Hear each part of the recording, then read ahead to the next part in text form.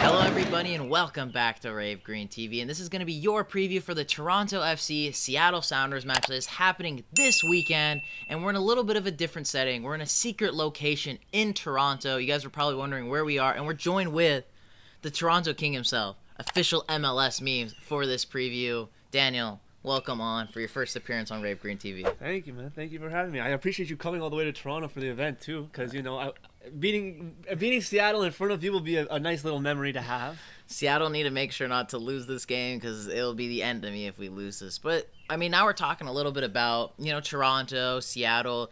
There's kind of been a rivalry brewing up between the two teams because obviously, I mean, Toronto, Seattle, geographically we're not close to each other, and there was never really any rivalry between the two teams. But then it kind of all started in 2016 MLS Cup. Toronto make it all the way to the final, Seattle make it all the way to the final, and Toronto's the team that's hosting it after an historic win against Montreal, which is probably goes down as one of the best playoff games ever in MLS history. I can attest to that. That's so true. That's easily within I wouldn't say in history. Well, maybe I would, but definitely within the last 10 years. Yeah. But it could, in my opinion, I think goes down in history because, to be fair, no one really remembers anything like almost pre-2010, to be fair. So, yeah.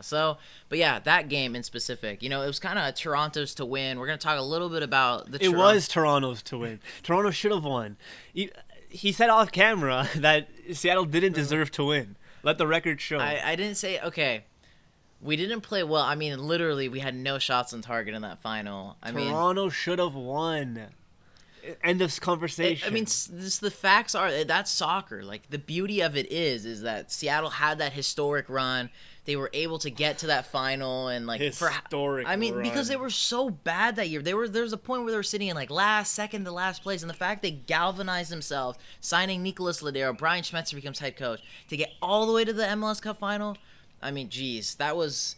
And then Stefan Frei, the save. Obviously, Daniel's favorite moment in MLS history. I get nightmares about that moment. There are times where I wake up screaming just because I had a vision of that moment in my head. Stefan Frei. But yeah, I mean, does that still sting to this day, that MLS Cup final? Of course it does. Okay. Easily. Without a doubt, man. That was ours to win. We had... Everything was on track for us to win. And we just didn't. We played an amazing game. Fair play to Seattle for parking the bus so well. But I think it hurts. Yeah. We had an amazing run all year. You had a terrible run all year. Yeah. So for the right when it matters the most, for Seattle to somehow actually do well, it was not pleasant to see. I know, especially because the fact it was at BMO Field, it was sold out. It was the first final you guys have ever been in. It was I don't know. Really, I would feel bad to be a Toronto fan in that moment, but However, come next year, what happened? Toronto win it because the Sounders decided to play the same tactics, and it was again at BMO Field. That's crazy. Back-to-back same-year finals between honestly, the two teams. We needed that loss for us to really ignite the flame, because that 2017 year is without a doubt the greatest MLS squad in history. No debates. And if you disagree, come talk to me personally. Easily the best. What did we win? We won the treble. Oh, Canadian Championship doesn't count. I can say the same thing for your little pathetic U.S. Open Cup. All right? It's this American mentality that I don't like about Canada Cup doesn't matter, but USA Cup, ooh, huge cup. It's a Tim Pot trophy that's on the equal level of Canadian Championship. Facts. Cry all you want. We won the treble. We won the what is it for 5 trophies? The quintuple. Quintuple. That's what we won. We won the MLS Cup, the one with the ears. We won Eastern Conference Championship. We won Supporter Shield. We won the Trillium Cup, I believe. That's another one. We won the Canadian Championship. We got most points in a season. Before the next 3 years, every other team did it. Man, 6 titles? Technically not a title, but still a record. 6 significant moments. Yeah. Easily. What other squad has done that in history? None. No. We're the greatest. The 2017 Toronto FC team is the greatest squad in MLS history. You can deny it all you want, but at the end of the day, the facts are the facts. We won 5 trophies in a year. No one else has done that. I will say that definitely that was kind of what I was gonna bring up was, I mean, I think because you guys lost 2016, that's what really sparked 2017. Because I feel like if you won that, we had to get it back in blood. Yeah, and like, but the thing is, you guys didn't just get it in blood, like cold blood. How you guys played that year, it was ruthless. I mean, you guys won everything there was to win. Like, that's what I'm saying. Would you take losing 2016 for how successful you guys were in 2017? Because I don't think 2017 would have ever happened if you didn't have that painful loss in 2016. That's a good question. Would I take this 2016 loss if it meant having the 2017 W's? I would. Yeah. I would, and I did. Exactly. I would, and so I it all did. evened out. So that's why I don't feel like Toronto fans should be so bitter at us. Because at the end of the day, I feel like they got the upper hand. Because I think that season is more historic than the Sounders one. But then there was the final one, the trilogy in 2019 between Toronto and Seattle, where it was like, basically, this is going to solidify who is the team that deserved all these MLS Cups. This one was in Seattle this time. Record-breaking crowds. Would have been nice to win. Yeah, and Seattle actually came up and slapped up Toronto in that game. Man, I was watching that game, and even then I realized Toronto's not going to win. Just watching how we played, watching our tactics, watching how we move, I have to tip my hat to where hats must be tipped. Seattle really wanted it a lot more. Yeah.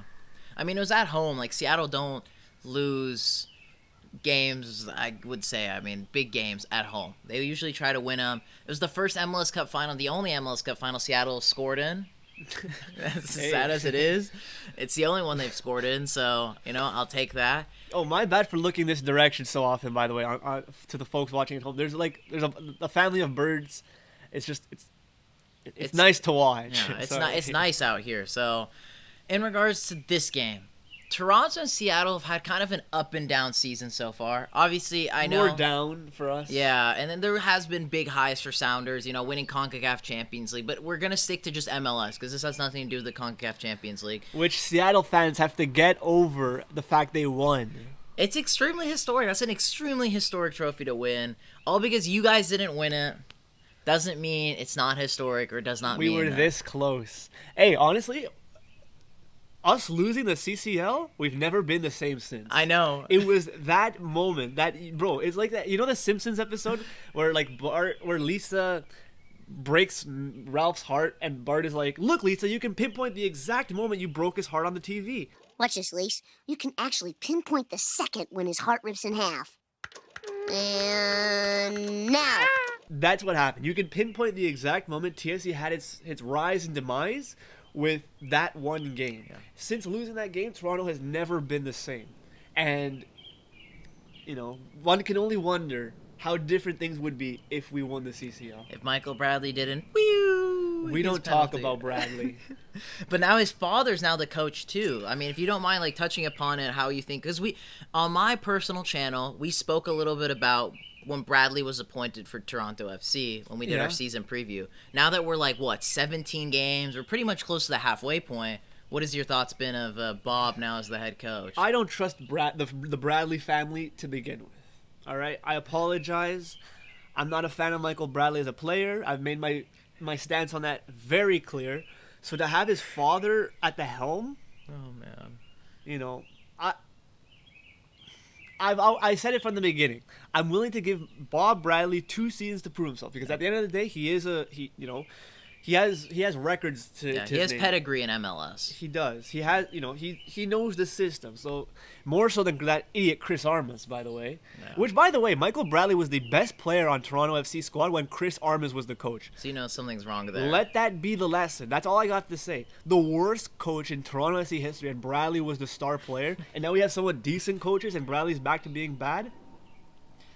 It doesn't take too much of a brain to figure it out. The math is mathing there a little bit. So, when it comes to Bob, I'm not liking how he's doing so far because with his, like you said, with his amount of pedigree, I would assume we're much more than last place by now. However, but you're only we have time to turn it around, and you're only 3, 4, 5 points off a playoff spot. To be fair, yes, you guys are far in the standings, but it's very it's very close within those last couple of playoff spots. I'm still willing to give Bob until look. We already won the Canadian Championship of 2020. We're about to win the Canadian Championship this year. So, 2 trophies, 1 season. That's not a bad season. Yeah. It would be nice to get playoffs. we'll see how that goes.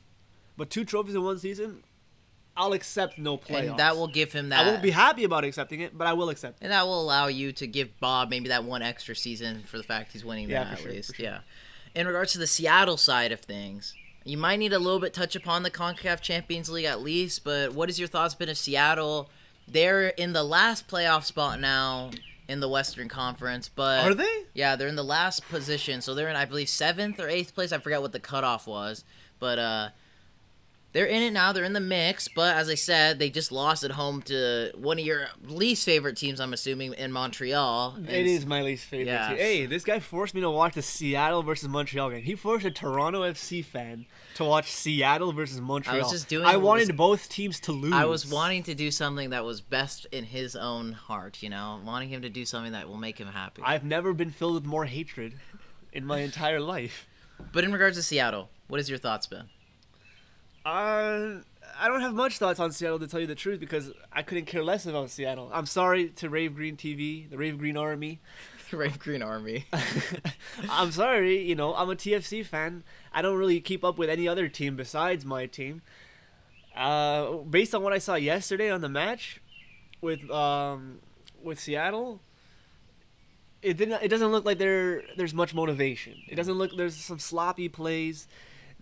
I'm not going to say it's a disaster class, but it's definitely not a master class, that's for sure. Well, going into the TFC Seattle game in general, it's hard to say who's going to win because we both lost at home. At home. So, and we both kind of looked bad. Like, in all honesty, in the Toronto game, which we watched the highlights of, we didn't get a chance to tune in. It looked terribly defensively from Toronto, but, a shining light for them is... and he's definitely the player to watch for everyone watching today's video. He is the player to watch. It's Alejandro Pozuelo, and we'll even chime in with Jesus Jimenez. They've been definitely the two bright spots. I know. Jesus Jimenez is perfectly well rated. He's just not being shined a light too much. like a Joseph Martinez, Raúl Ruidíaz, I don't know, other strikers, Carlos Vela, those. He's not he's not in that. Well, because he just came to MLS this year. Yeah, but luckily, we have some reinforcements coming on with a GOAT named Lorenzo Insigne. He doesn't think he's going to score goals. You what? Can you believe that? Can you believe that? I think there's too much hype surrounding him. I think there's too much hype surrounding him. I don't know. I think he might flop in his first 6 months at Toronto. That's just my take. Bro. That's just my take. Too much pressure for him. But we'll see what happens. Someone will be right. Someone will be wrong. It's a Euros winner, bro. It's a Euros winner. Doesn't mean anything. And Crisito was just announced yesterday. So we're reinforcing the defense, which you say is going to is our weak spot, which I agree with. True, yeah. Which I agree with. And we have a dominant star on the team. The entire league is shaking. But these are 2 European players. In regards to defense, I would have hoped you guys bolstered it with more MLS experienced defenders. We've seen plenty of great defenders come to MLS and not be successful. You kind of need that experience a little bit. That's true. Our Carlos Salcedo, I believe, is the name defender that we signed. I love him. He's just he's not adapting well to the league. Which is not to say he's a bad player, but he's definitely he's struggling a little bit. He's struggling. He's a really good player, but I think he's too hard-headed with his Liga MX style of play to adjust to the MLS style of play, and that's hurting him in the long run. Yeah. But he has time to change. I hope it's not going to be a Jefferson Soltero situation when he plays 1 or 2 years only. Turns out he didn't really like it here, and then leaves because that's we let a good guy go with Jefferson Soltero just because things didn't really work out for either parties. But that's football. It is what it is. We move forward. We always do. And time to beat the Sounders. Score predictions then. What is our score predictions for this weekend's game? We talked about the history. We talked about the squads. We talked about the key players for Toronto FC. But how do we think this weekend's match will go between the two teams, to continue this rivalry that I think more Toronto fans care about than Seattle fans, but I think that's so true. Yeah. Toronto fans definitely care more because you guys had the 2 versus 1 trophy against us, and it's the big one too. Yeah. Score prediction, I'm ashamed to admit it, but I think it's going to be a tie. Okay. I don't want it to be a tie. I definitely want one of us to be extremely happier over the other. But I think at the end of the day, it's going to be a tie. But at least if we tie, no one's going to die on the way back from the game.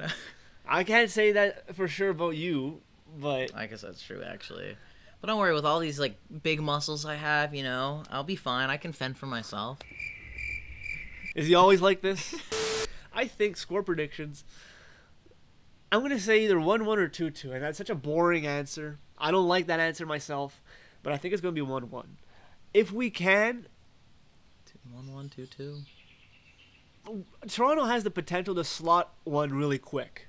The worst part is that if we lose one, we're definitely not coming back. Okay. I don't think Toronto has. If I could be wrong, but I think for maybe the last year or so, Toronto has never bounced back from scoring first. Okay. From being scored on first. My yeah. bad. So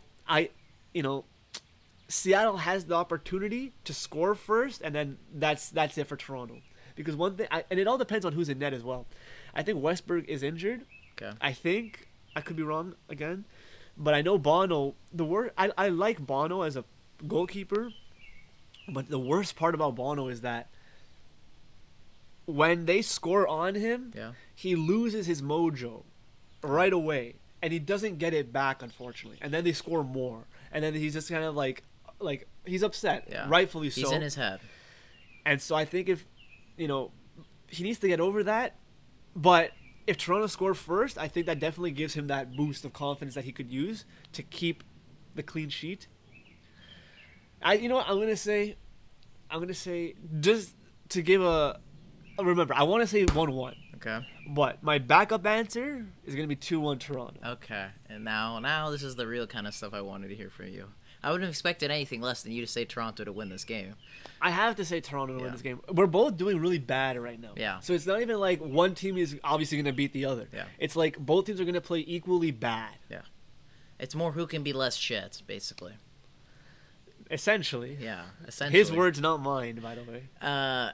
In regards to, it'll be interesting too because I think we're both going to be rotating our lineups a lot because of the midweek match, and then of course I think Sounders a little bit more because they're having to travel all the way to Toronto, which is like 4 or 5 hour flight. So you would know. I know, I would know, but what I'm thinking is going to go down. I think it would be important, as I mentioned in every single preview, to score early on, which we did see against Montreal, but geez Louise, the defense absolutely shambolic. In that game. I was surprised. I mean, very good goal from Jordan Morris. That's the stuff I've been wanting to see from him for like 2 years now. And I'm so glad he got a goal like that. But, I think it'll be important, like Daniel said, if Seattle score early, it might help them out a lot. But again, it might sound redundant because I've been saying that in a lot of the previews. That's what we did against Montreal, but we still lost. But I think it might be different in this instance. I'm hoping anyway. I think as he said, I can't expect anything less than a Sounders win. I got to predict a Sounders win. I don't think it'll be super high scoring. I really want to say like 3-2 Sounders, or 3-1 Sounders. But the thing is, no Raúl Ruidíaz. If Raúl was here, I'd be so much more confident in that scoreline. If Insigne was playing, you'd be dead. Oh my god. You'd be dead. The entire league is dead, you guys. Oh god. Not even just Rave Green TV. Like, Atlanta fans are donezo. It's Raps for Portland. It's curtains for Montreal. The entire league... You're not ready for Lorenzo. He says this now, and he's not going to do well, and he's going to be like, oh, this and that. He's going to make his excuses. Okay, say it now. It won't happen. Don't worry, though. But score prediction, I'm going to say 2-1 for the Sounders. I think we'll come out with a win. We need to come out with a win. I think we're becoming more of a road team. I think we can do it again in Toronto. But boys and girls, let us know in the comments down below. What is your guys' score predictions, keys to the match? Let us know as well if you came from Daniel's Instagram account. And one thing I want to say before we end today's video, thank you so much to the Seattle Sounders who will be setting me and Daniel up for tickets in this game. So big shout out to you guys for making that happen. We really appreciate that. But yeah, boys and girls, make sure to smash the like button on today's video. Subscribe if you're not subscribed already. And I hope you all have a lovely day.